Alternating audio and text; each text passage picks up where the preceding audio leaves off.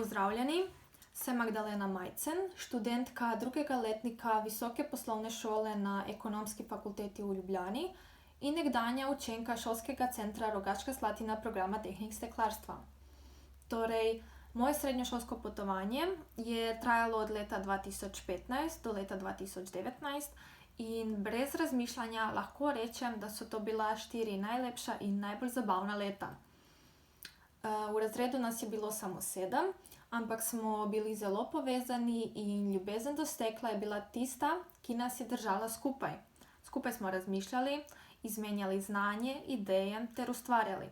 Spoznali smo, da steklo ni samo navaden kozarec ali pa skleda, temveč da je steklo umetnost. Tudi sama sem v prostem času rada ustvarjala, šola pa mi je omogočala, da svoje hobije spremenim v poklic.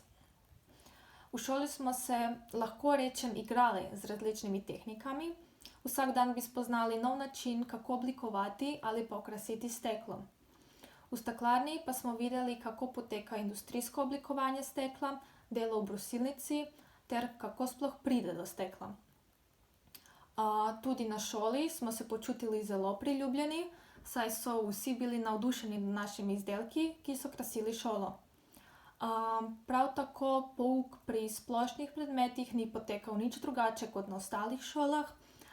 Dobili smo ustrezno znanje iz vseh predmetih, ki nam je omogočalo, da svoje izobraževanje nadaljujemo na katerikoli fakulteti.